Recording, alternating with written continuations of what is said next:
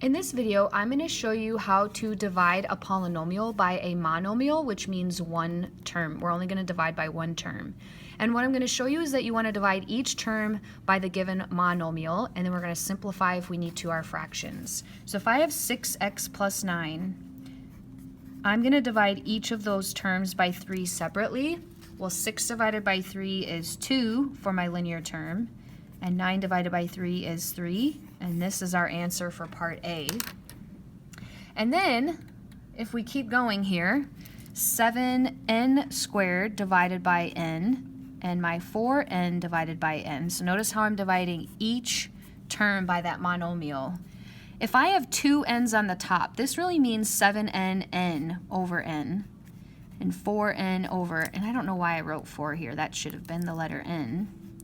What we're going to do is cancel out the n on the top and the bottom, but more simply, to do it a little more quickly, you just subtract the powers. 2 minus 1 means 1 n is left over, and 1 minus 1 means 0. They cancel out, so I'm just left with 4 here.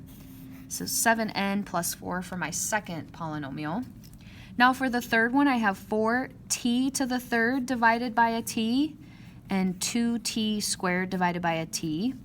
Well, 4 divided by 1 is going to get me 4. If I have 3 t's minus 1, I was thinking 2 when I subtract. 3 minus 1t is going to get me 2 t's here when I cancel that out. And then my second term here, 2 divided by 1 is 2. T squared, if I take my 2 minus the 1 that I have here, I have 1 extra t on the top.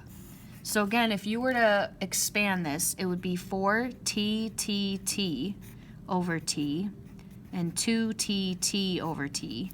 And again, we're canceling one of the t's out on the top and bottom, so that's why I got 2 t's here and 1 t there. And now for my trinomial here, I have 3n squared plus 9n minus 6. I'm going to divide each of those terms by a 3 and an n.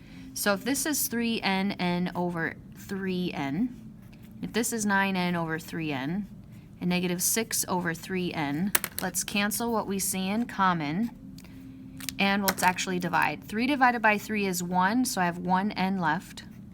9 divided by 3 is 3.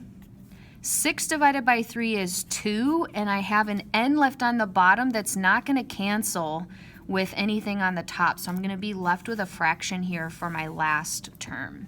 So that's 4 examples on dividing a polynomial by a monomial.